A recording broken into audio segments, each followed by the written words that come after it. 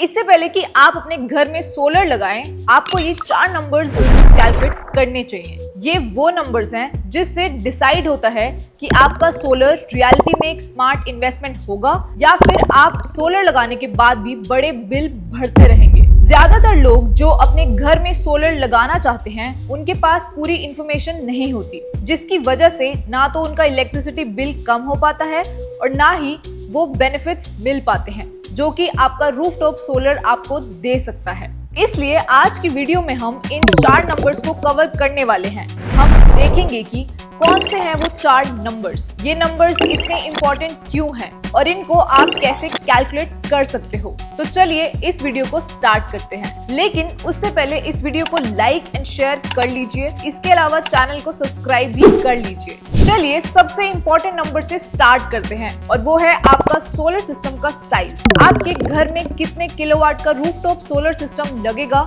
ये इस बात पर डिपेंड करता है कि आप एनुअली कितने यूनिट्स बिजली कंज्यूम करते हो। लेकिन सवाल ये है कि कैसे डिसाइड करें कि कितने किलोवाट का सोलर सिस्टम मेरे घर के लिए एक परफेक्ट साइज होगा।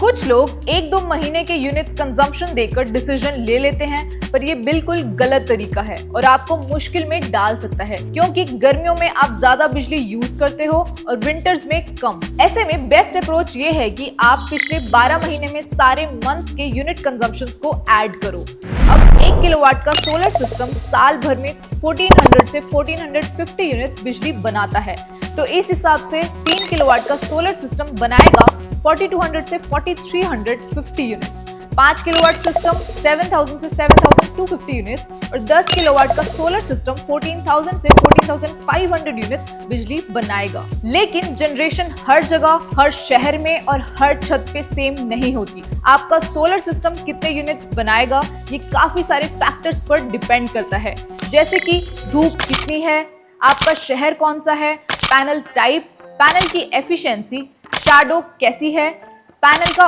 ओरिएंटेशन या टिल्ट एंगल क्या है, वेदर कैसा है, डस्ट या डर्ट एक्यूमुलेशन कैसा है।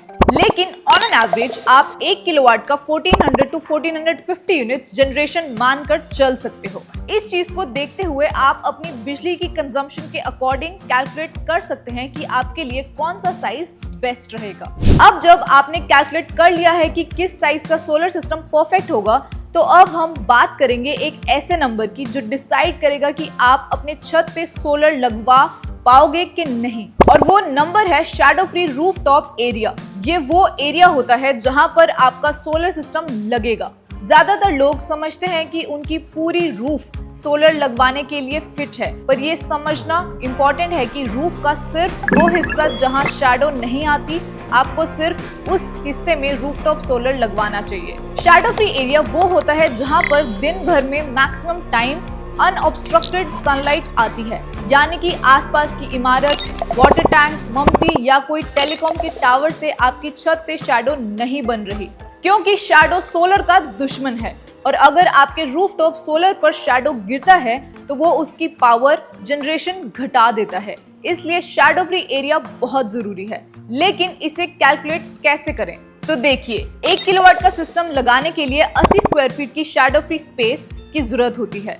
इस हिसाब से 3 किलोवाट के सिस्टम को 240 स्क्वायर फीट, 5 किलोवाट के सिस्टम को 400 स्क्वायर फीट और 10 किलोवाट के सोलर सिस्टम को 800 स्क्वायर फीट की शैडो फ्री स्पेस की जरूरत पड़ेगी। आप अपने सोलर साइज के हिसाब से कैलकुलेट कर सकते हो कि कितने स्क्वायर फीट की शैडो फ्री स्पेस आपके सोलर सिस्टम के लिए लगेगी। अब तक आपने समझ लिया होगा कि आपको कितना बड़ा साइज का सोलर सिस्टम लगा के और उसको लगाने के लिए कितनी स्क्वायर फीट की शैडो फ्री स्पेस की जरूरत होगी। लेकिन अब एक ऐसा नंबर की बात करते हैं जिससे आपका सोलर में लगने वाला खर्चा काफी हद तक कम हो सकता है, और उस नंबर का नाम है सब्सिडी। भारत सरकार देश में सोलर अडॉप्शन को बढ़ाने के लिए सब्सिडीज भी दे रही है। पीएम सूर्यगढ़ मुफ्त बिजली योजना के अंतर्गत सेंट्रल गवर्नमेंट ने 75,000 करोड़ अलॉट किया है, जिसके अंडर इंडिया के 1 करोड़ होम्स में रूफटॉप सोलर लगाए जाएंगे। पर सवाल वही है कि मुझे कितनी सब्सिडी मिलेगी। तो देखो, ये सब्सिडी स्ट्रक्चर समझना बहुत सिंपल है। सिस्टम साइज के हिसाब से आपको डायरेक्ट बेनिफिट मिलता है। 1 किलोवाट सिस्टम लगाने पर 30,000 की सब्सिडी मिलती है। 2 किलोवाट पर ये बढ़कर 60,000 हो जाती है। और अगर आप 3 किलोवाट या उससे बड़ा सिस्टम पर जाते हो तो आपको फ्लैट 78,000 की सब्सिडी सेंट्रल गवर्नमेंट से मिलती है। इसके अलावा रेजिडेंशियल हाउसिंग सोसाइटीज भी पर किलोवाट पर 18,000 तक की सब्सिडी का बेनिफिट ले सकती हैं, जो 500 किलोवाट तक के सोलर इंस्टॉलेशंस पर एप्लीकेबल है।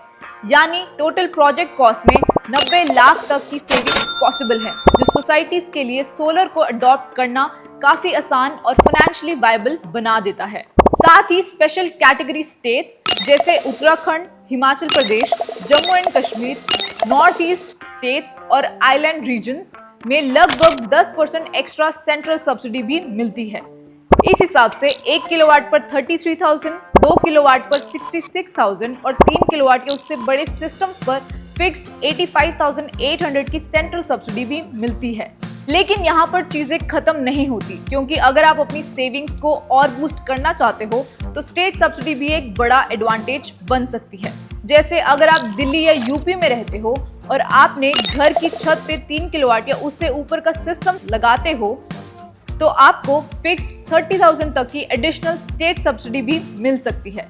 वहीं असम में ये बेनिफिट और भी ज्यादा है, यहाँ 45,000 तक की स्टेट सब्सिडी मिलती है। और सिर्फ इतना ही नहीं, राजस्थान, केरला जैसे स्टेट्स भी सोलर अडॉप्शन को पुश करने के लिए सब्सिडी प्रोवाइड करते हैं। इसके अकॉर्डिंग आप किस स्टेट में रह रहे हो उसको देखते हुए स्टेट सब्सिडी और सेंट्रल सब्सिडी को कैलकुलेट कर सकते हो। तो क्या आपने कैलकुलेट किया है कि आपको टोटल कितनी सब्सिडी मिलेगी? आज सोलर स्क्वायर ने इंडिया के 40,000 से भी ज्यादा घरों को सोलर युक्त कर दिया है और अक्सर कंज्यूमर्स का सबसे बड़ा सवाल आता है कि सोलर लगवाने के बाद मेरा पैसा कितने समय में वापस आएगा, इसके साथ ही मेरी सेविंग्स कितनी होगी। चलिए ये भी समझ लेते हैं। आपकी सेविंग्स और पेबैक पीरियड कभी फिक्स्ड नहीं होते हैं, ये दो सिंपल फैक्टर्स पर डिपेंड करते हैं। फर्स्ट, योर सिटी और लोकेशन, क्योंकि हर जगह सोलर जनरेशन अलग होती है। एंड सेकंड, आपके स्टेट्स का इलेक्ट्रिसिटी टैरिफ, क्योंकि बिजली के रेट्स हर स्टेट में डिफरेंट होते हैं। जितना ज्यादा पर यूनिट टैरिफ उतनी ज्यादा होगी आपकी सेविंग्स। इस टेबल में आप इंडिया के कुछ स्टेट्स में बिजली के रेट्स को देख सकते हो, जैसे कि महाराष्ट्र में इलेक्ट्रिसिटी टैरिफ 5 किलोवाट से छोटे सिस्टम साइजेस पर 12 रुपए 20 पैसे पर यूनिट है, कर्नाटक में 7 रुपए 10 पैसे पर यूनिट और मध्य प्रदेश में 8 रुपए 10 पैसे। तो सबसे पहले सेविंग्स कैलकुलेट करते हैं और इसको कैलकुलेट करने के लिए आप इस फॉर्मूला का यूज कर सकते हो। Yearly units consumption multiply by आपका इफेक्टिव कॉस्ट पर यूनिट। इसको ऐसे समझो, आप नागपुर के रहने वाले हैं और आप अपने घर में एक 3 किलोवाट का सोलर सिस्टम लगवाना चाहते हो। एक 3 किलोवाट का सिस्टम एक साल में नागपुर में लगभग 4200 यूनिट्स बनाता है। तो ऐसे में एवरेज मंथली कंजम्पशन होगा 350 यूनिट्स का। और 5 किलोवाट से नीचे के सिस्टम साइज पर महाराष्ट्र में इलेक्ट्रिसिटी चार्जेस 12 रुपए 20 पैसे पर यूनिट है। तो आपकी ईयरली सेविंग्स होगी 51,240, यानी कि 4200 मल्टीप्लाई बाय 12.2 जो बनता है 51,240। एक और एग्जाम्पल से इसको समझते हैं। आप लखनऊ में रहते हैं और अपने घर पर एक 3 किलोवाट का सिस्टम लगवाना चाहते हैं। तो एक 3 किलोवाट का सिस्टम लखनऊ में अप्रोक्सीमेटली 3900 यूनिट्स बिजली बनाता है। तो उसके अकॉर्डिंग आपका मंथली कंजम्पशन होगा अराउंड 320 यूनिट्स का, चाहे आपका सिस्टम साइज 3 किलोवाट का हो या 7 किलोवाट का। यूपी में इलेक्ट्रिसिटी रेट 7 रुपए पर यूनिट है। तो इस हिसाब से हम कैलकुलेट करें तो आप साल भर में 27,300 की बचत कर पाओगे अपने बिजली के बिल में।